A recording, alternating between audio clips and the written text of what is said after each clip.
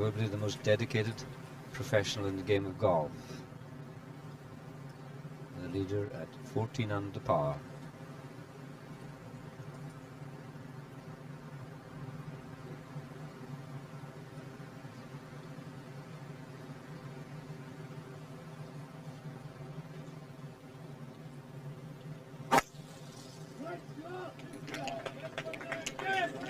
And he watches anxiously. Oh, and like he did on the first day, he's pitched it full toss in the face of the bunker.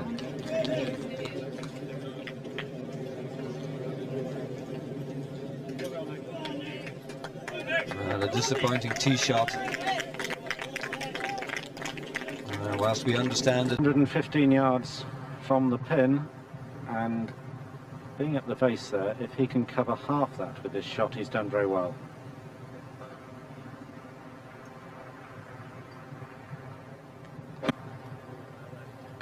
That was a wedge. He's moved it about 90 yards forward, so that still leaves him a shot of about 130 yards or so to the pin.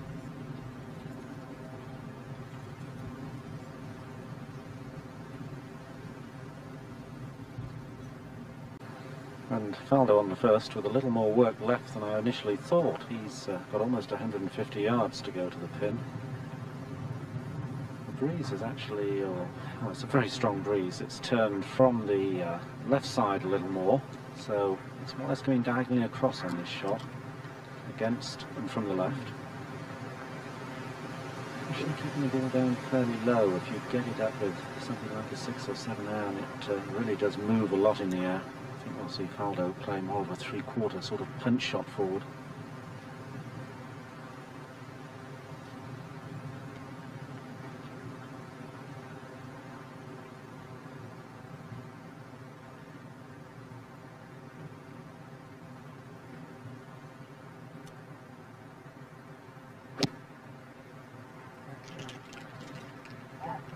Holds that up on the safer left side. Leaves himself a long putt there, coming down the hill. That one's going to be fast. well, one doesn't want to spread doom and gloom because it's so early, but remember in the Irish Open when he set out with the 5 shot. Now, of course, you're going to try to make this putt in a sense, but Nick certainly does not want to get away from here with a 3-putt and a double bogey at the first hole. So on the one hand, you want to make it. On the other hand, you don't want to get where you try too hard and maybe give it a little more than is needed. This putt is quick. And always when you're playing in a tournament, first hole, you'd like to get away with a nice, easy start, or if you have a long putt like this, you'd like to knock it up very close to the hole so you don't have to mark it and sweat over a 2 or 3 footer. So we'll get a check on Nick's feel and his confidence about what he does with this putt.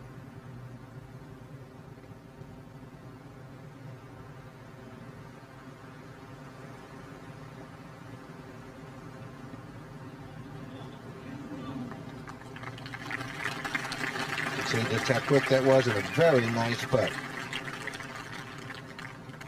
Still a little work there, but I'm sure you can see letting out a little air there that he's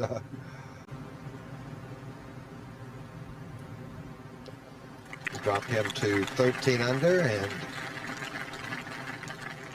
if Steve Pate were to make his, just 3 shots. And what a contrast in the two players, the two styles, that loose-limbed swing of Steve Pate, this one where nothing, not a muscle is left to chance. Everything has been calculated. If you watch his club head, you'll see that it hovers a little bit about the ball. It hardly touches the grass in the last few seconds before the swing goes. Pure routine, repetition.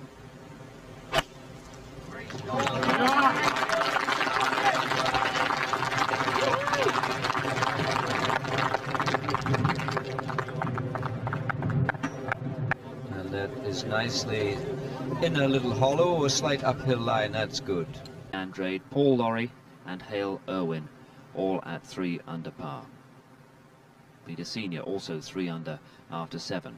Peter Mitchell's dropped a shot and he's back to 2 under, but he's picked up what, 3 shots during the course of the day. And now all those players are battling for what, a place in the top 25 and an assurance of an Open qualification next year. Stephen Richardson in at 3 over par today. And Mike Harwood, the runner-up last year in that big group, at 4 over. South Africa's DeWet Basson. And there's William Guy, who couldn't believe it when he made the cut on Friday night. And he's battled away pretty well today in the company of Greg Norman. 4 over, though, after 14.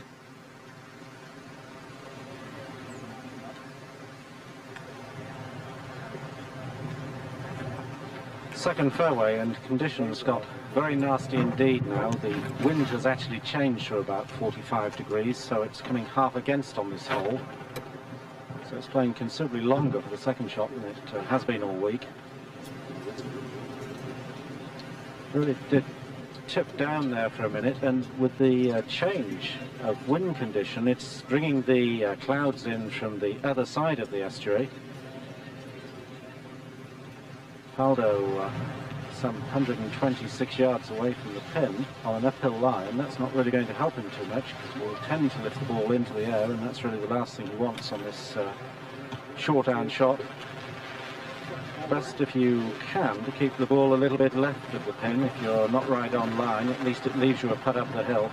Quite a severe slope on the right. But now very much a test for Fanny Sunison down there, keeping the clubs dry. So easy just for a little bit of rain to get down the bag, and if that gets on the grips, it's really no joke at all. The rain getting far more intense over the last few seconds. It's really tippling down now. And this is just the moment when Nick's got to keep his concentration right on a peak.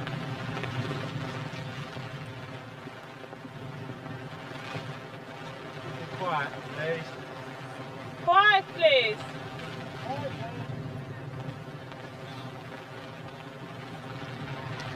Well, a few breaks in the cloud, but they're all behind Nick Faldo, the weather going away from him, and looking to the other side, some very black, showery clouds indeed on their way.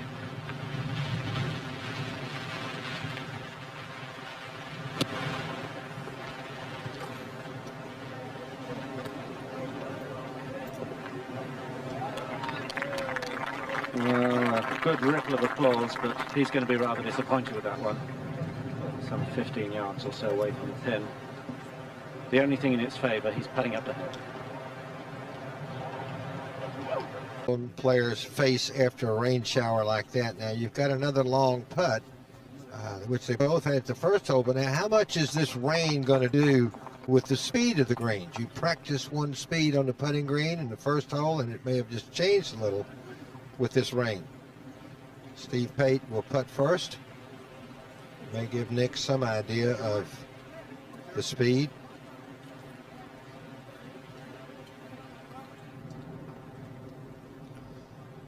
Gordon Brand at the fourth, this to save his par. And no, he didn't read it at all well. On the low side, a stroke drop by Gordon Brand.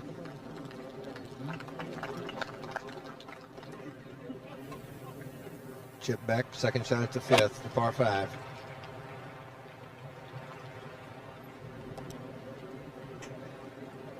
Right on line, he's saying, ho. I don't really think he meant that. It needed to go, not ho. A bit like a John Wayne film when you hear all these Americanisms.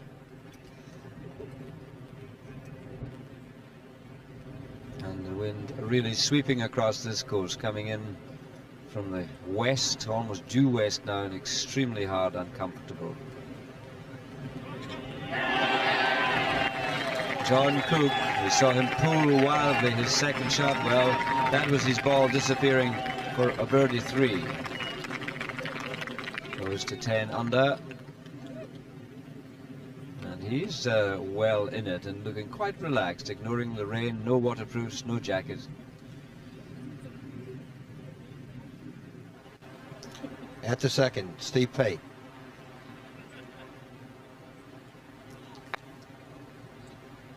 Right about there, starts downhill and should break a little to the right. He did. Not a bad putt from where he was. Again, 3 or 4 feet by. No cinch par. Faldo also on and 2. This then is third shot.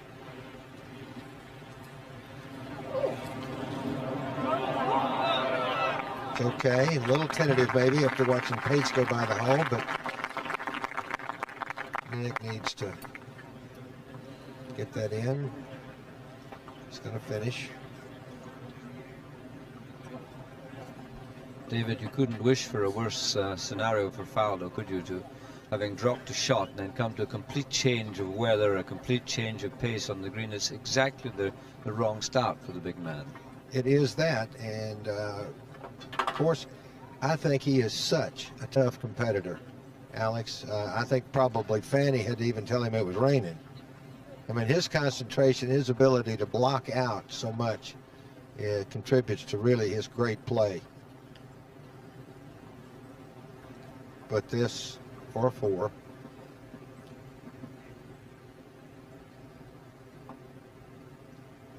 And to hold a 3-shot lead in the championship, Nick Faldo. It doesn't look as if it's going to clear up for quite a spell. But the first hole is about 50-50, 4s and over pars on the first hole, so perhaps not such a dreadful start as we might have thought, but now's the time. The next 3 or 4 holes, he's got a chance, good chance for a birdie at the 5th, and there's a nice clean hitting for the next few holes for Faldo.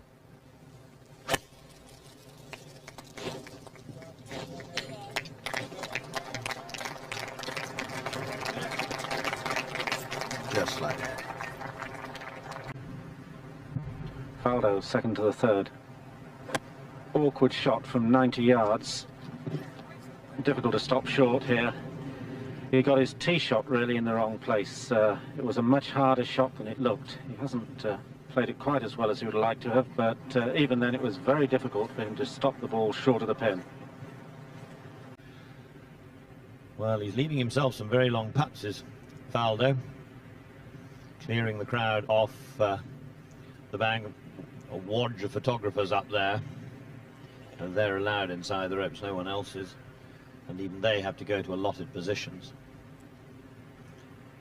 And of course he doesn't want them every time he looks up to look at his putt, he doesn't want to see them behind the pin. Faldo, long putt for a 3 at the 3rd.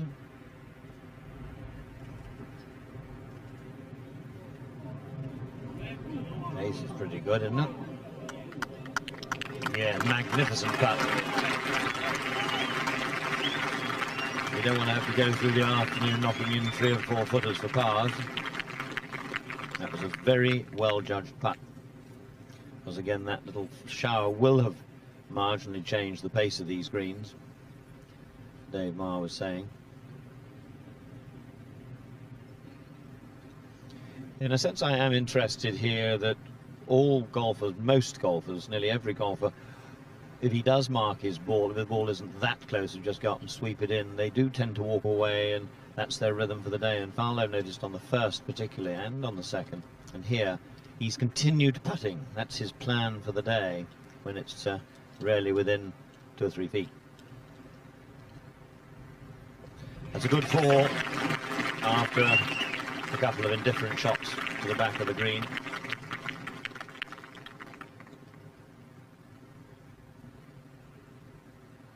Steve Pate and Nick Faldo dropped that shot at the 1st, but that's not hard to do today, is it, Ian? No, I think if you take 5 at the 1st, you just try and make 4 at the 5th.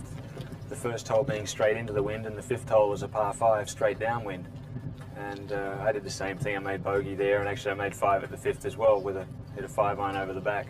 But you have to forget par and bogey and birdie sometimes when the wind's blowing like this. Yes. Bogey's not a bad score. What about this hole today, Ian? It's straight downwind. You don't think you can get there with a 7-iron, but you can. I'd be surprised if Nick's hitting anything more than 7.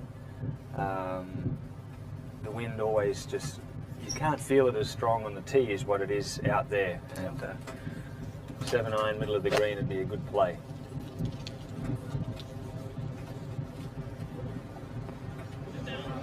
a hole he's played pretty well this week, and Real good shot. yeah. Even though it's trickled over the back, it's not a difficult chip because he's chipping back into the breeze. And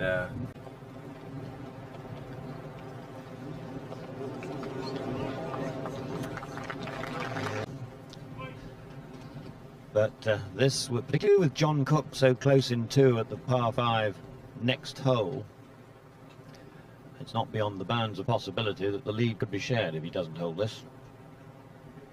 Faldo for a 3 at the 4th.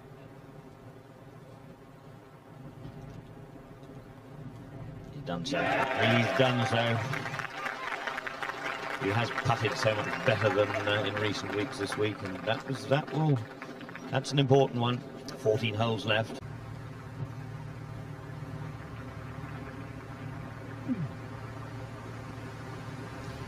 You can see this tee is set up as a rectangular one, as most were of the old quarters, and it pushes you down the right-hand side. You want to be to the left of that dark line which indicates the bunker, and you really have to consciously make an effort to go left of it, because the tee would send you further to the right.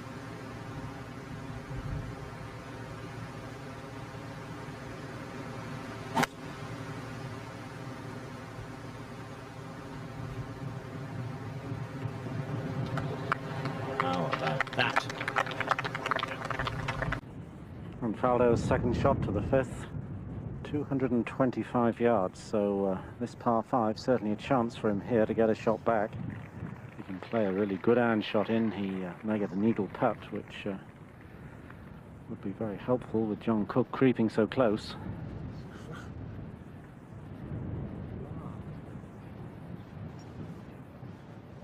Yeah, I would say we'll just want to pitch this just short of the green or just on the apron. The moisture on the ground almost making the ball skid. No, I'm not getting ready out of this thing live. Oh. It's been disturbed by a piece of litter, a large white paper bag that was blowing about behind him.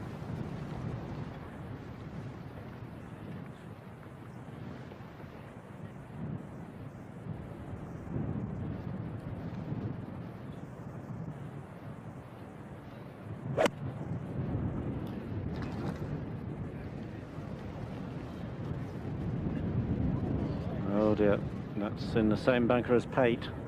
That's a deep bunker and it'll be coming downwind. A very difficult place to get it up and down from.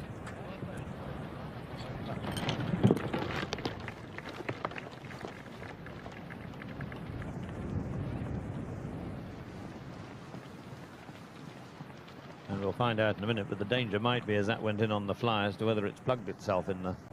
It is very unfortunate. Very hard with that knee up in the air to actually get in behind the ball. You're almost bound to hit it low from there.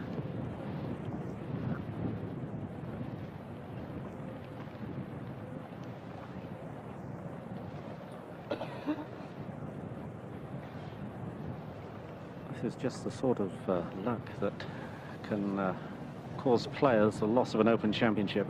It really is a vicious place down there.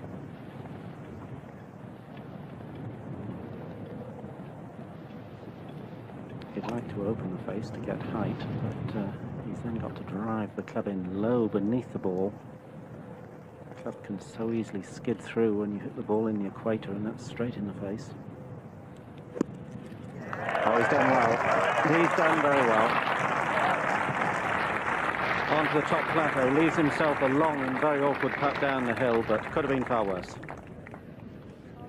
To virtually putt along the top ridge and then let it fall left just at the end, and it would almost come in sideways.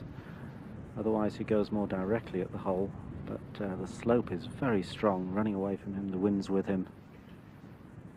If he can get this within 3 feet, he's done exceptionally well.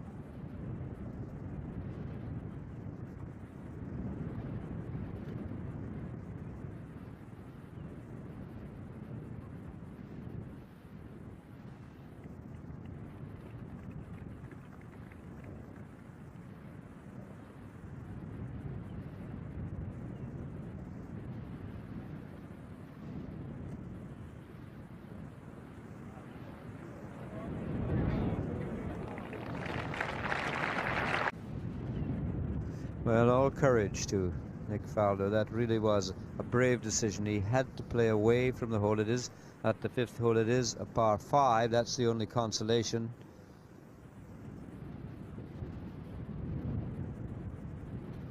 Nicely holed. Well, there's no man better equipped than Nick Faldo to withstand all of that sort of problem that he's had in the opening holes. Bunkered at the 1st hole. Nick Faldo, and that was Stand still, please. a horrific bad break. He played a smart shot. Got his par.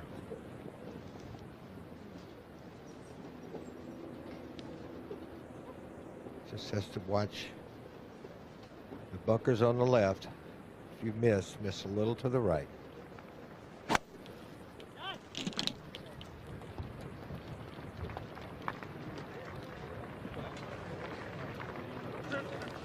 And that's what he did. Of course, when you knock it to the right like that, you're not going to get the benefit of the hill, so you're going to have a longer second shot in than his fellow competitor that he's paired with.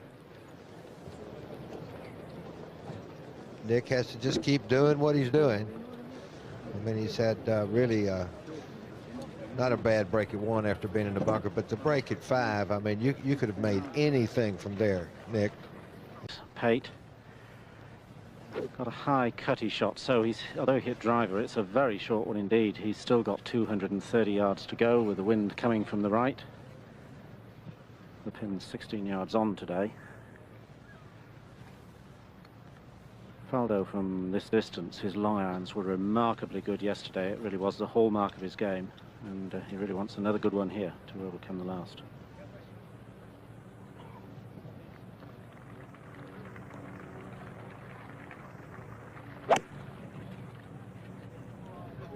Sure. And that's nicely played. Just what the doctor ordered, that.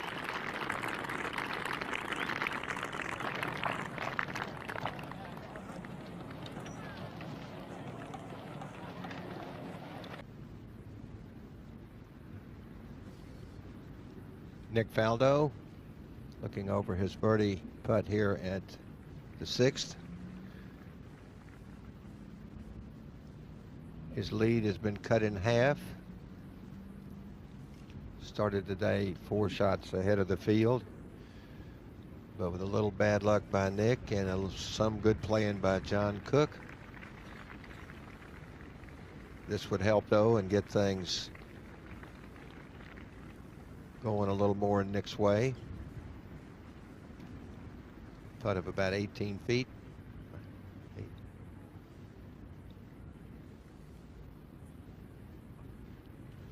Oh, it was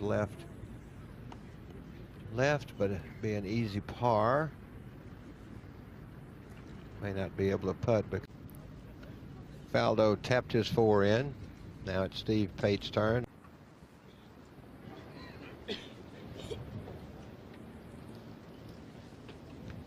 Nick Faldo's tee shot at 7 this hole, playing extremely hard. Wind off the left, and anytime you get a wind that sort of blows on your back there, it tends to make people come over the ball and hit fades or pulls.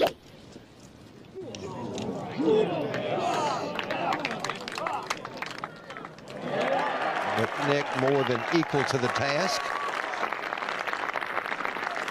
Marvelous shot by Nick Faldo there.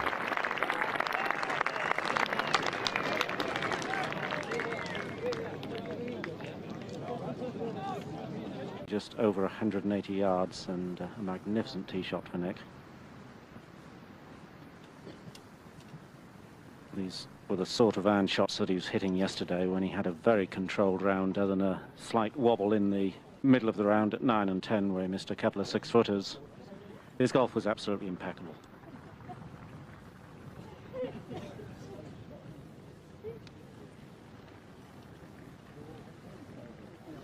David, would you think that this, the temperament and the attitude being displayed by Nick Faldo, does this remind you any way of the great Ben Hogan and his attitude to the game? Absolutely, Alex. He is Hogan-esque as much as Nicklaus was too. He's really seems to be unflappable. And just keeps trying to keep hitting good shots and not looking back at the bad break at 5, let's say. If he can just hold one putt here in a minute, that would certainly get him off and running. He hasn't made one yet.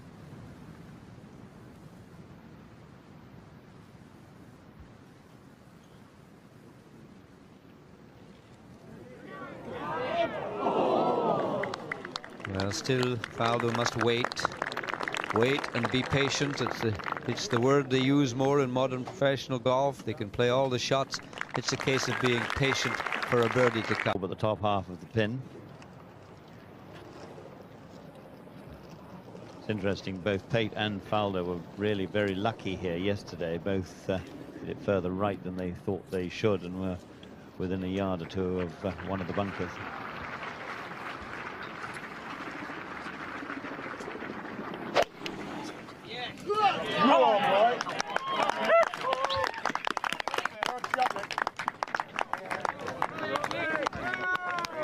But neither of them on this occasion flirting with it, but of course it just leaves the longer second shot.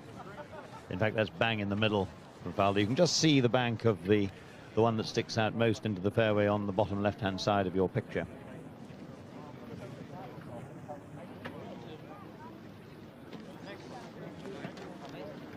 And the mixture as before yesterday. Much the same shot for Faldo, his 3rd to the 8th. He seemed to hit that harder.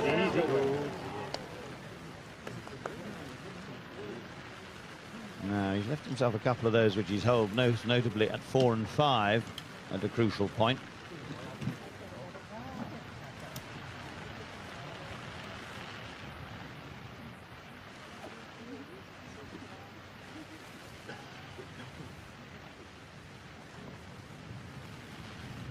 And in a way, not a dissimilar sort of pattern to the day as developed in 1990 when he won at St Andrews, because there he started that day with a 5-stroke lead, and Payne Stewart came out of the pack and got within a shot of Faldo for his par at the 8th. He's done it again. Gosh, he's held out well today and all week. 3 very good putts. He stays at 13 under and 2 ahead of his playing. There's a bunker up the left-hand side, which is not in reach. You can see it when we look through our other camera. That's about 260 yards from the tee, but in this wind and in these conditions, it's not a feature. And the fairway really isn't at all wide. 504-yard par 5.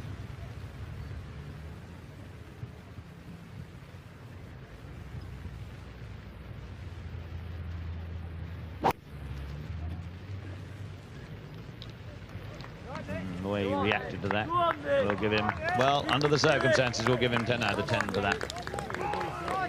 That's fine now. Very doubtful he can get home in 2. But compared to the other contenders for the first prize at this particular moment, that was by far and away the best shot. There's whole 8 eagles in total, one of which Faldo had on day 2, and that Faldo some 5 yards further on, but coming from the fairway, which will make a significant difference, gives him a chance to attack this pin. 200 yards to go. The biggest danger, the small pot bunker on the front right, but I'm sure we'll see Nick bring this one in from the left.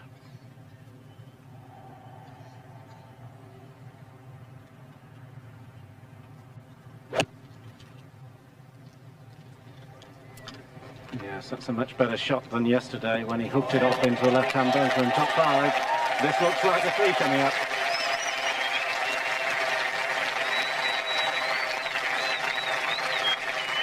Nick Faldo won the championship here. He went round with 18 consecutive pars. And today, having dropped the shot at the first hole, since that moment he's parred every hole. It would be rather nice if he broke all of that with a birdie here, wouldn't it?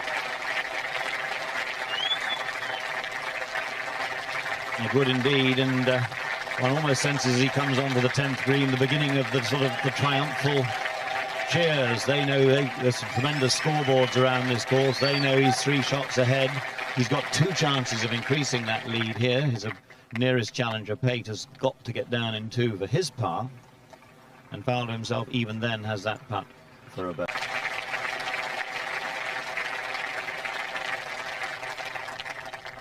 Out in 36, a mixture of birdies and drop shots. A strange round, but some wonderful recovery shots from the bunkers, particularly that one at the 9th when others would have given up hope. Now a complete horseshoe there of spectators and the wonderful crowds here. They're very knowledgeable and everyone has appreciated and encouraged Nick Faldo. There's no question about that. This man has a determination that we haven't seen in a golfer for years, almost generations. Henry Cotton, who won here, he was an Englishman who had such dedication. Professional he was then in those days at the lovely Ashridge Club when he came and won here. Strangely enough, 3 professionals from that club in the top 20 in the Open Championship, which is something special. Now Faldo, he hasn't had a birdie all day. In the last round here, as I said earlier, he had 18 pars. Should think a little touch of break from the right.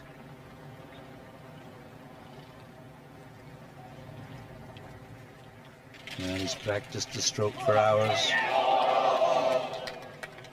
Didn't allow quite enough on the high side. But nobody can say that he's just playing for pars. I can assure you he's trying his heart out for birdies. Still he has a 3-shot lead. Faldo then to drive at the only blind tee shot on the course.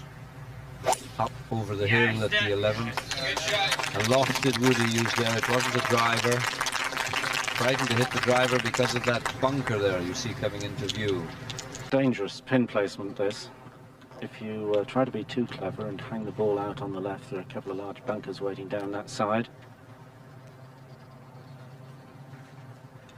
You're not quite brave enough. You pitch into the bank, and if you pitch it up by the pin, you've got to get a lot of stop on the ball or it'll go straight through the screen.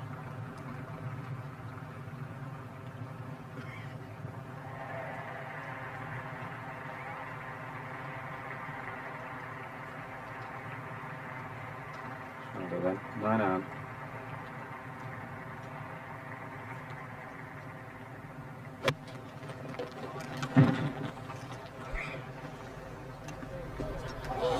He attacked it. The breeze didn't knock it over. Misses the green on the left. And if you're wondering why that stands empty, that's away on the other side of the course. So Faldo on the 11th with a minor crisis here. The green running away from him. Very difficult shot. He didn't play it that badly, but that gives you some idea of just how difficult it was. Almost impossible to get the ball within better than about 4 yards. He has dropped 1 shot already today to par. He dropped that at the first hole. He bunkered his tee shot and he's parred everything since, almost as you would expect. He has had no luck with the putter. He had bad luck at the 5th hole where his second shot, which seemed a very good iron shot, absolutely buried itself. He really could do with a kind piece of fortune.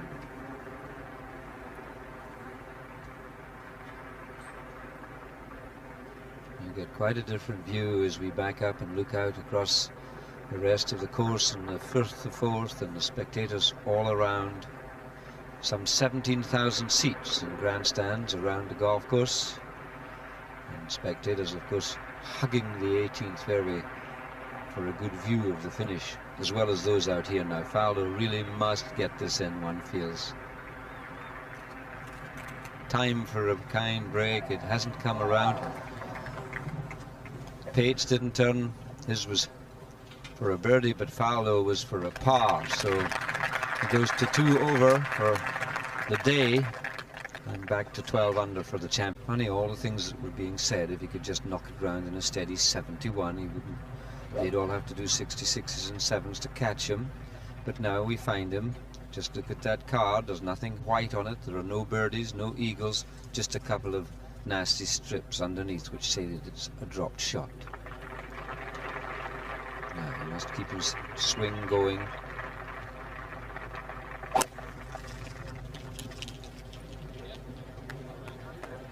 That looks to be all right. Keep it in play, and surely a birdie putt will go in. That's the ideal spot. You'll see in over those bunkers. 4 or 5 bunkers around the right side of the green. And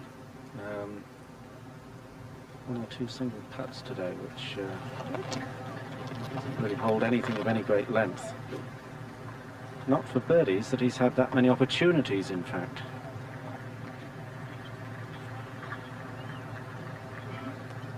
Nick's got 120 yards here, so only a 9-iron. So Holy birdied yesterday, and that really brought him to life. Another one today would really do him some good.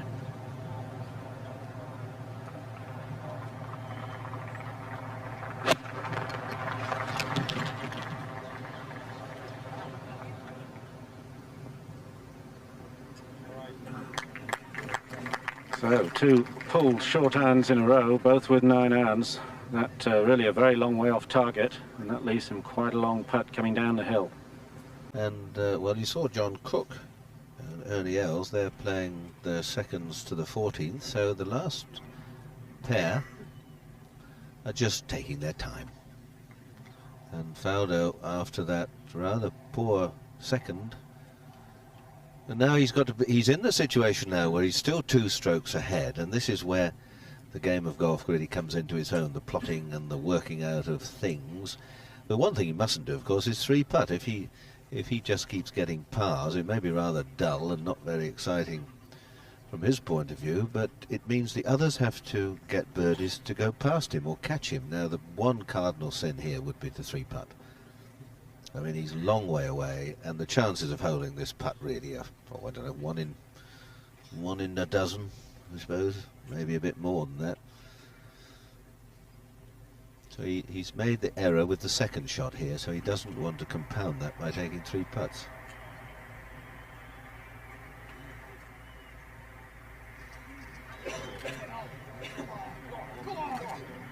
Good speed.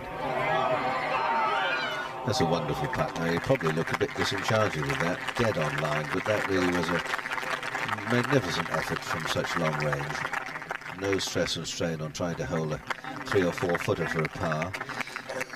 And as Clive was saying, he's not really holed any putts. Back to the 13th, Nick Faldo's tee shot. You've got to get this ball up onto the green. They're about 15 or 16 yards before the green flattens out. If you land it a bit short, kills the ball and it'll come back to you, bottom of the hill. 8-iron.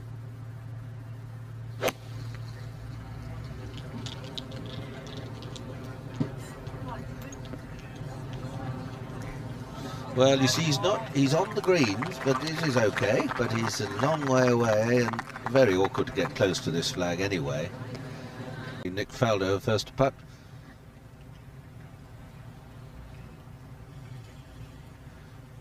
Just a moment to send my congratulations to the Octorada Golf Club, celebrating 100 years.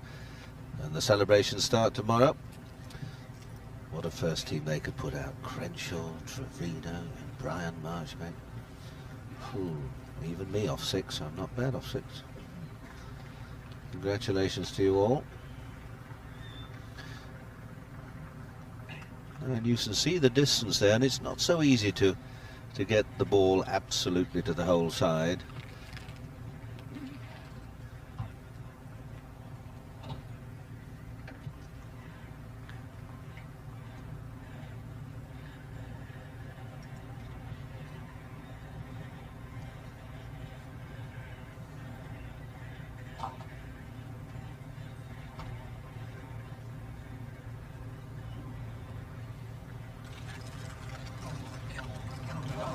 Good speed. Oh, slowed up a bit. That's a nasty little putt to be left with. At the 13th for a par.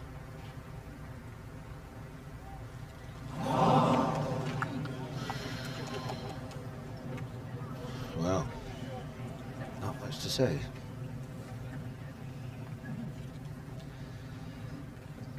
He's been leaving himself an awful lot to do, and well, No man ever to have played the game has not missed putts of that length.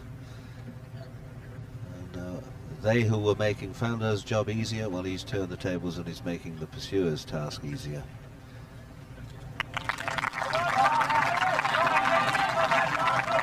Now's the moment. 5 holes left, and now you've got to clear your mind, all those hours of practice. Now Faldo has really got to regroup here. 5 holes left, 1 stroke ahead.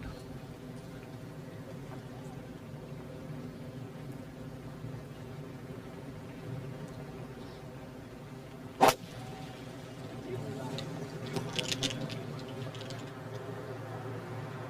a little anxious.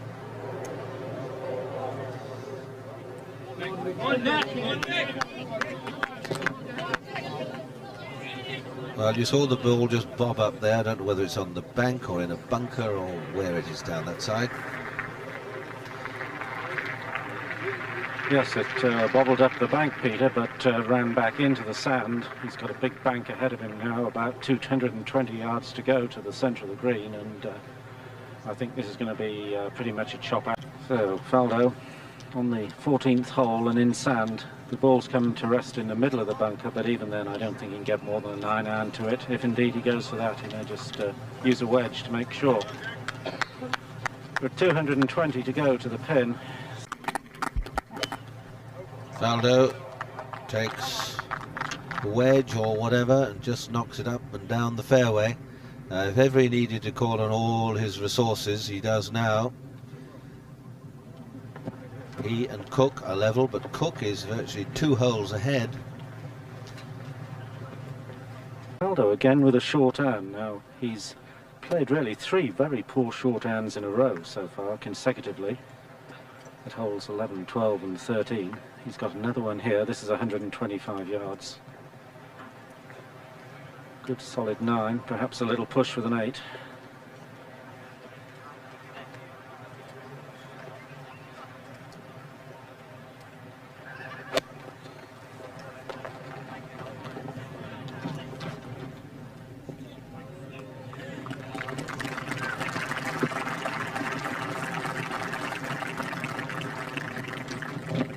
Rain starting to drive down now, another heavy shower coming in. Faldo looking rather disgusted even with that. Would you have believed it? I'm sure there are a few delighted bookmakers about the country right now, because Nick Faldo, when he went out 4 in the lead, who would have thought that he would be tied here and struggling to stay that way? He's got to hold his putt to stay level with John Cook now at 11 under.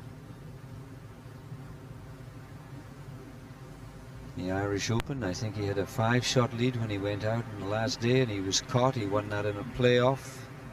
In France, he had a 2-shot lead with 5 holes to go, and he didn't win there. So he's had a lean spell as far as winning has been concerned, other than the Irish Open. But we were all wishing him the very best, I can assure you, in this championship.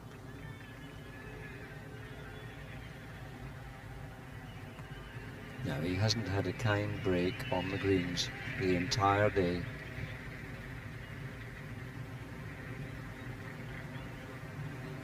Down the hill, come on, run a bit. Nope, a shot dropped, another shot dropped, 2 and 2 holes.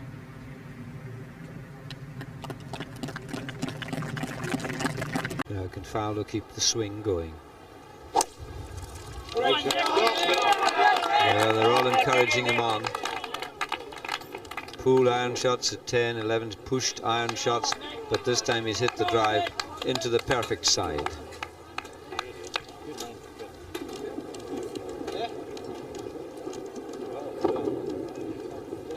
Nick would have heard that roar from the 16th green.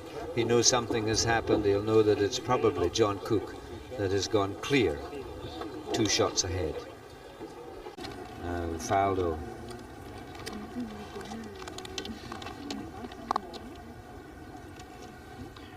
Well, now's the time when Nick has to put everything behind him and start to think about birdies. He's got 170 yards to go to the pin. Wind against off the left.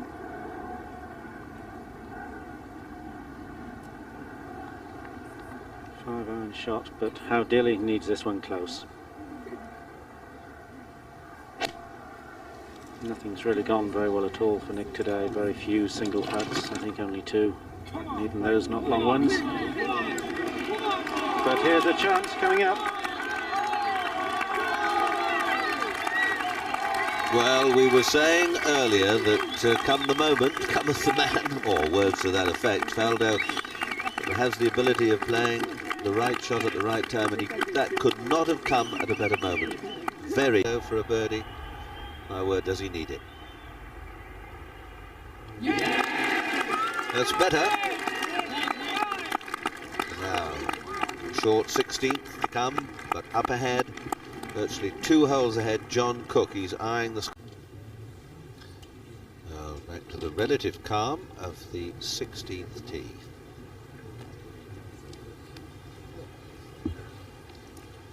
This giant scoreboards at the 18th have been very well run this week. I think, if I'm right, as you come down the hole, the right-hand scoreboard is run by the boys from the Charterhouse School, and the left-hand side is Loretto, if memory serves me right.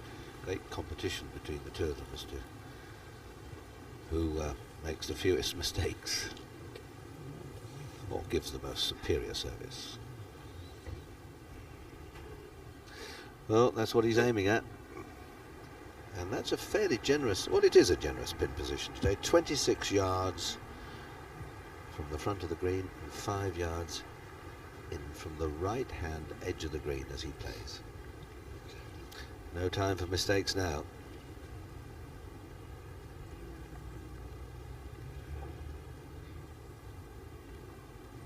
Your man!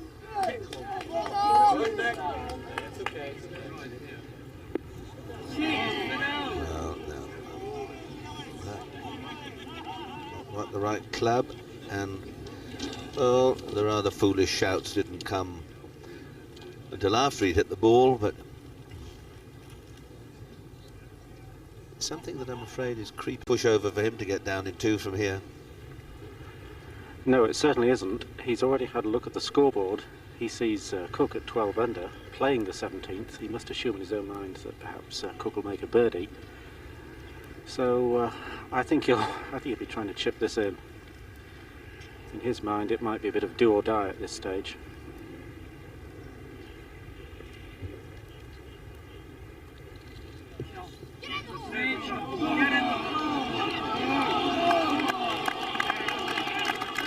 Oh, that's a very well played shot from a sort of tufty lie.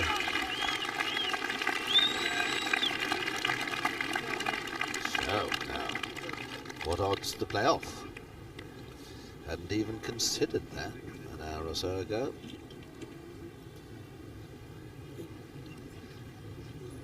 And he's glancing up at the score, but he's wondering why. Now, it must have crossed his mind. There's no great cheer from the 17th. Well, we saw Faldo miss a putt about this length. It may have been a whisker longer 2 or 3 holes ago. In fact, at the 13th hole, he usually holds these so well. And of course, we've got the drama yet to happen, perhaps at the 18th with John Cook up ahead.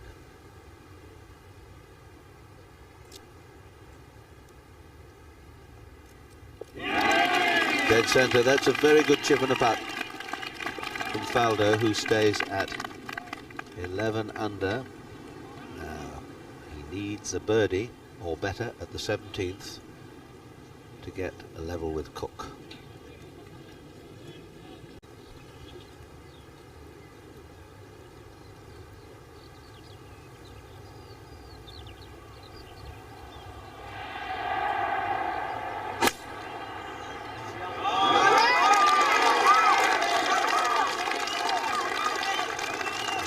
A beautiful drive from Faldo. 225 from the front, hitting a 4-iron.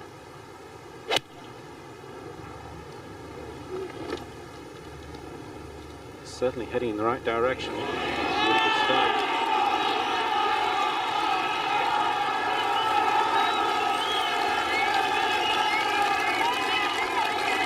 While we were saying how often we've seen Faldo hit the shot when it was required, he did it Back there on the 15th, he put an iron shot within 2 or 3 feet, and although it's not 2 or 3 feet away here at the 17th, that really was a majestic shot right into the heart of the green, and only some 18 or 20 feet from the hole. And Cook in trouble up ahead. So at this moment, you'd think it was... Well, he may yet win, but he'll never come closer if he doesn't.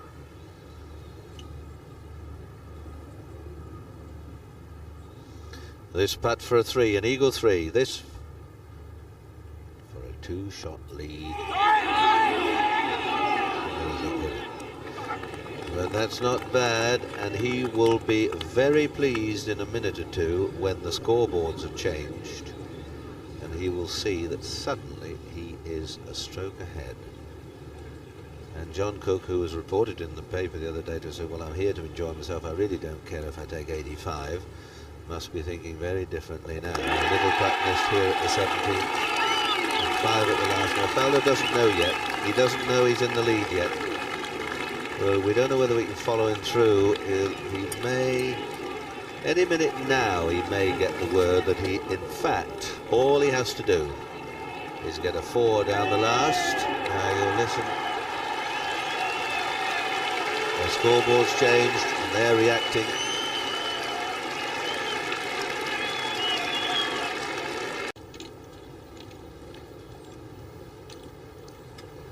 Well, it's a role reversal in a sense to 1987. He was in the clubhouse. He was in the clubhouse with a Vega, and his opponent then, Azinger, needed a 4 to win the Open.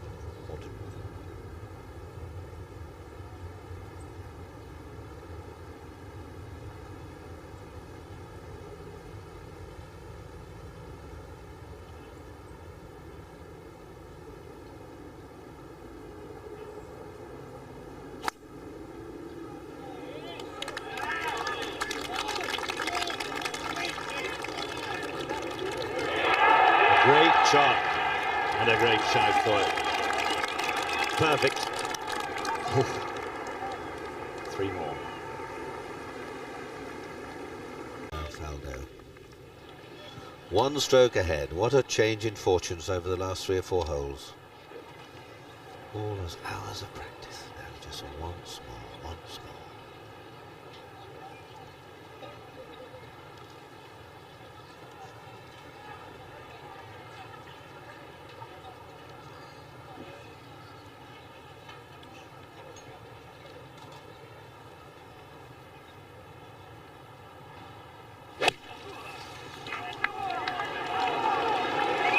Down the right side, needs to turn in a little bit, and how about that? Oh, steady now, right at the flag. What a magnificent strike.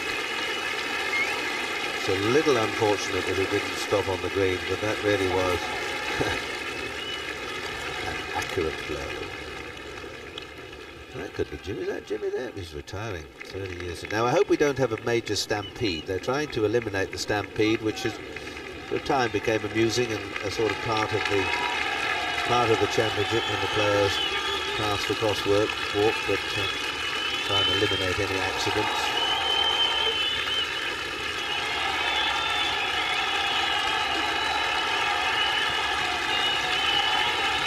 Well, acclamation in Scotland for Faldo, and I think that lays a few of the old bogies and devils that have been spread around over the years. Spectators here today, a mixture of people from many lands, I suspect, warming to Faldo, and why not? Over these last few holes he's shown tremendous courage and a great amount of skill.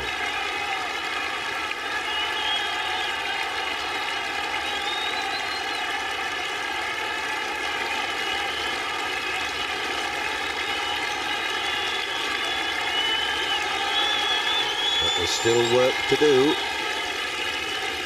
Still work to do, and no stampede. Nobody knocked over. Remember years ago, Tony Jacklin coming through the crowd at Lytham, had lost his boot and caddies had been banged around. And now very nicely controlled, gentlemen. But it ain't over yet.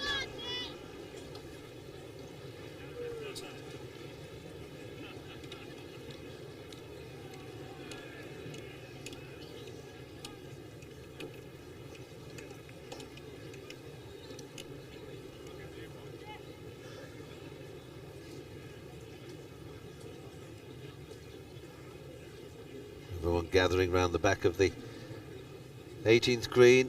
It'll be Nick Faldo to play first. His Royal Highness the Duke of York is here, along with dignitaries from the world of golf and so many past champions. And I was delighted to see Barbara Dixon, Mrs. McIntosh. You'll remember she won the English Ladies Championship many moons ago. So many other old champions here today, ready to salute this man who has to get down in 2 to be champion again.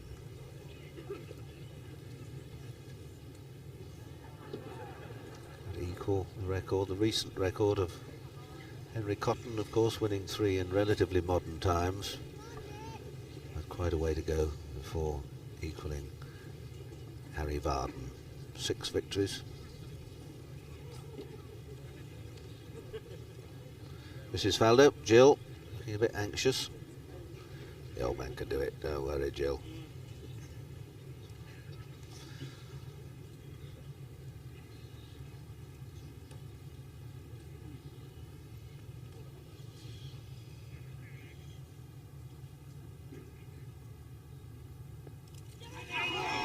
Well, something funny happened there. It's making its way down. That was the most extraordinary putt. I thought someone had stuck a bit of chewing gum on the centre of the putter there when he hit it. It didn't seem to go anywhere. Within 12 or 14 inches. That really was most extraordinary. This to be champion. There you have it. Absolutely fantastic. And he's absolutely drained. He's absolutely shattered. The supreme effort.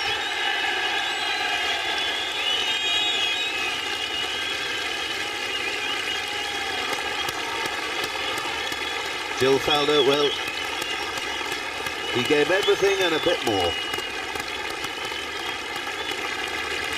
Thoroughly deserved. Helped, of course, by John Cook. His misfortunes have made Faldo's day. Just to check in the recorder's tent, recorder's office, to make sure the scores are all logged properly, and then the prize presentation will begin. What a struggle. Titanic struggle. The final scores have been recorded.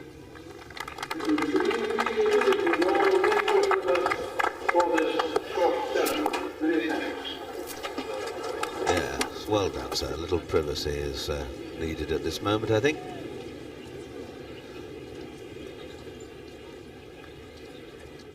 That funny-looking first putt, I must confess, I wondered how on earth that got down to the hole, but all is now well. There's the card. First time he's gone over par. 2 over par today. And you can see what a struggle it was. The 11th, 13th, 14th. That things looked, from his point of view, and from a British point of view, very gloomy then.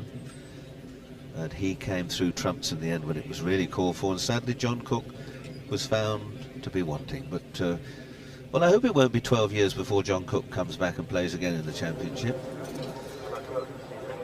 There's Faldo signing, checking his card. Let's have another look at that putt of Faldo's, because it really was a most extraordinary one. Of course, he shielded the putt from us for a bit. You watch when he hits this, it looks as if he's miscued it. It looks as if he's only going to get halfway. And I thought, oh, good Lord, what's happening there? It turned on the hill, and he's urging it on. That was the most extraordinary putt. I thought someone had stuck a bit of chewing gum on the centre of the putter there when he hit it. It didn't seem to go anywhere. Oh, blimey O'Reilly. And there's a very happy scene. Royal Highness, Duke of York, and she... Jill Faldo there has managed to secure the flag as a souvenir.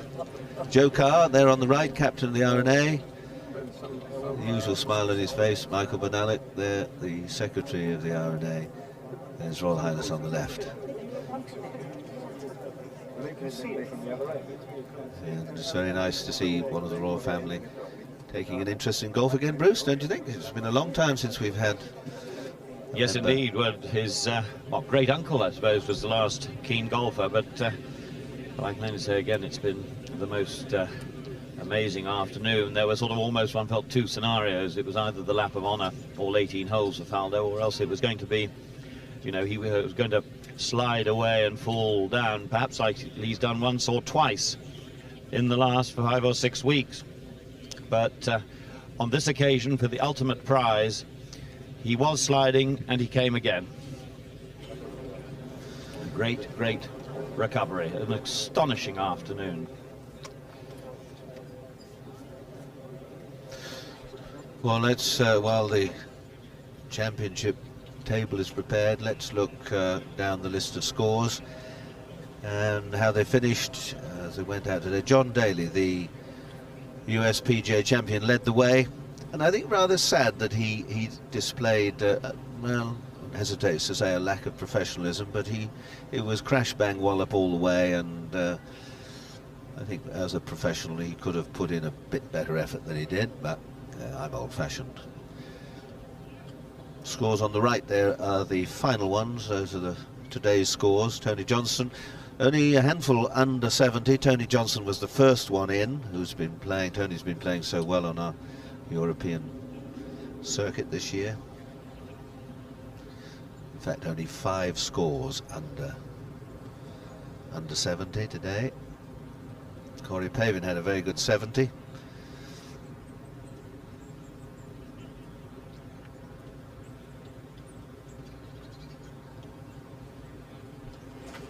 And there's Fanny Suderson, the caddy, with Jill Faldo, part of one of the family.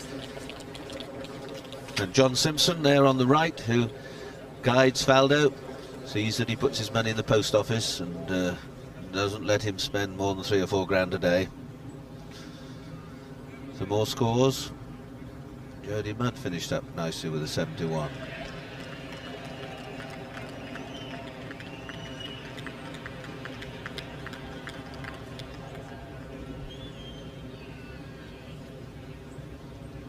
Defending champion, he had, well, 2 68s today, 3 68s today, and Ian Baker Finch was one of them. Nothing really happening the first 3 rounds, and then a 68, 282.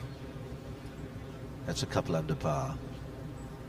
Danny Watkins started off with 2 very good scores, and then 75-75. Lee Trevino, now into his 50s. He gave us a lot of fun and a lot of pleasure, and got progressively worse as the week went on.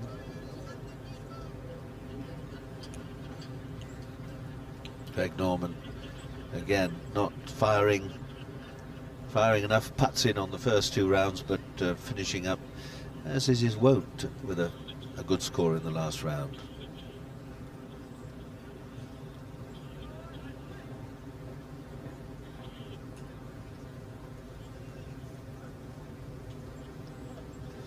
Peter Mitchell is having a very good season.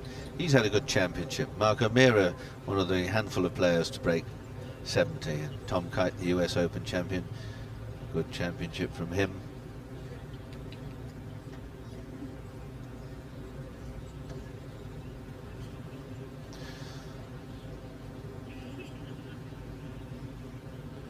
And Paul Lorry from Aberdeen, he's had a good week. Andy McGee too, I think he'll be back for more. Ray Floyd, well, Ray finished with a 72, but well, he seemed to throw away some shots today. Missed a couple of little putts early on. Sandy Lyle, a 72, 280. Pretty good. Next year, of course, the championship goes down to Kent, Royal St George's. A very different venue to this one. Ian Woosnam, 279. And Lasabelle there with a very good 68. Now out he comes, a few deep breaths, and well, what a joyous occasion for him. Yeah. Well done, well done. John Simpson and Fanny. No, he's just looking in the bag for something. Going to give her a 10-bob note. No. He's looking for the old watch. You've got to get that on. Well, what a brilliant team they've been. I wonder, Fanny, you know, she's a very good golfer. Fanny, she's 4 or 5 handicap, that sort of thing, maybe better. And that's Mr. Faldo, I fancy, between Fanny Suderson and John Simpson at the back there. George, you don't see him about very often. And what a day for him to come. There's old Nick there on the left. Nick Gravel on the left there. Where if you ever want a sandwich, he's the man to see. You're right. Well, now, the final scene. The table's laid out. And here is the champion with our man, Steve Ryder. I've got to be like a true Brit. And here's a shattered man, Nick Faldo, Open champion for the 3rd time, but my goodness, they don't get any easier, do they? That's not the word easy, is it? That is not the word. You know, well, I don't know what to say. Where do I start? I mean, I knew it was going to be tough. Mr. Beggs, Hanky, thank you very much for the true British style. You know, I knew it was going to be tough, you know, and I was making it tough. And, you know, you just sort of, the odd mistake. I made a mistake up, yeah, first was tough hole, okay. Five a mistake with the club, and I pulled it left, you know, plugged it in the bunker. I mean, I didn't know what to do. I mean, I can't remember what I actually did. I think I hit it on one leg, didn't I? With one leg out of the bunker. Yeah. So that was, you know, that was a good 5. I had a good 2-putt from out that top side. I could have made a right mess of that. And at that point, the weather was closing in well, and upsetting the rhythm. Everything was getting tough, and. But take us midway through the back 9, the point you lost the lead. At that point, what was the state of your game and, and the state of your mind as well? Well, 10 was good. You know, 10 I hit a really good shot, and I think we just hold this and it could be over. Because I would have turned the pressure around maybe on Steve. You know, I might have had a 5-shot lead then, and I didn't. Then the next I was very negative on. God, I don't know why. I just dumped in the bunker in simple 5. 13, I mucked up, but I actually was all right, and actually starting to say, now this is getting stupid. Now, what are you doing? Just steered a nice drive into the bunker at the next time. I thought, this is what is going on. And then somehow I said to myself, well, you just better play the best 4 holes of your life right now. You did. And I hit the best half shot of my life, a little 5-iron down the hill. Really good par on 16. That was you know, after coming up short, you know, 16 was long, 196 at a 5-iron way over the green. And then I knew that, you know, par, and I was really hoping, praying for 17 to come to the rescue.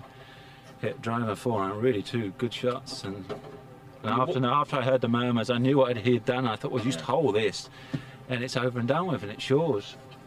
So I leave that short in the jaws. And then 18, I hit 2 really good shots. You know, I thought 3-iron would be perfect. You know, I thought left to right wind if I hold it against the wind. But you know, I buttoned it, and you know, I said to myself, well, just hit it to 3 feet, and it's all over. Were you able to enjoy 18 in the end? No, unfortunately. I mean, that was really what I wanted to. You know, I had to just grind like hell, thinking, you know, I'm on the back of the green and just trundle it down the hill, and then I managed to do that. I mean, I really hit that quite soft, that putt. I mean, I'd hate to have hit it solid. Oh, you know, I wouldn't have handled the 3-footer. I know I wouldn't, because my legs were gone on that 1-footer. So, you know. Nick, I won't ask what all this means to you. That's quite obvious. The presentation is just about to start. Go and enjoy that. Try. This is 14th to be held at Muirfield, and it's very appropriate that we should be here in 1990. Really on Nick Faldo's side. What a tremendous battle. A wonderful display of skill and courage, and he did it and the others couldn't.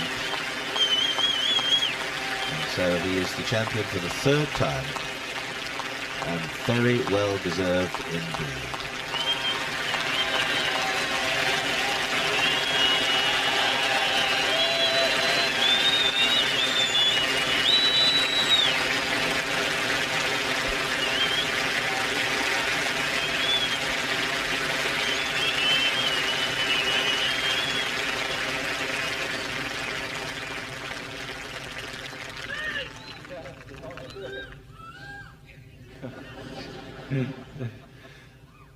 I'm not, after all that, I'm not letting go. I'm not letting go. Firstly, to David Begg, thank you for the supply of handkerchiefs again. God, yeah. Firstly, obviously, I want to commiserate with my fellow professionals. You know, it was one hell of a day. I managed to say to myself, going down 15, you better play the best 4 holes of your life, and yeah, I managed to do that. So, as you can imagine, I can't believe I'm standing here in this situation. So, but to obviously to the crowd, to everybody who kept shouting at me and telling me to keep going, boy, do I thank you. If I owe you a big scotch somewhere, I'm gonna have to.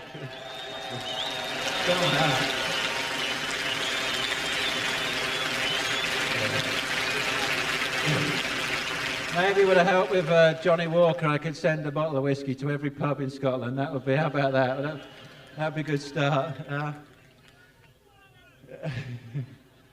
I thank RNA, obviously, fantastic job to organise this event the way they do. It's such a massive scale, and really for the players it goes without a hitch. We just waltz in and play, and I guess that's the best compliment I can pay to them, that we don't have any worries and we can get on with it. Can I just quickly thank Grey Wolves for doing a very good B&B for me for the week and looking after us, the family. Who am I going to forget? The green staff. I said when I arrived here the greens were fantastic, and they really were. They really saved me, I guess, in the end. It was great to Lord Ledbetter and his team, to Simon Holmes, one of his assistants, who helps me, obviously, to good old Funny Fanny.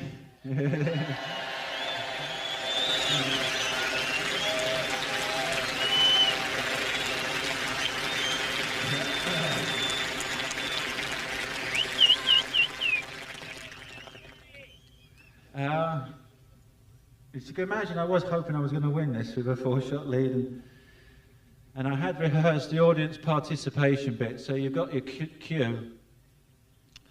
If you can remember that great Frank Sinatra song, and it's not New York, New York, okay? You got it? I just wanted to thank everybody for all the letters they've written in and telling me my pattern's all wrong. I got one this week, says that you're not using your caddy properly. I don't know how to that one. That takes a lot of explaining with the wife, doesn't it, that one? God. I want to thank all the TV commentators for telling me how to practice and what to do and what not to do.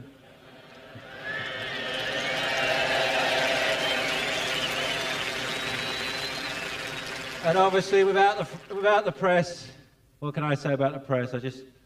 I thank them from the bottom of my heart of my bottom, maybe. Yes. The reasons why I say this, right? You ready? Because I did it my way. Thank you.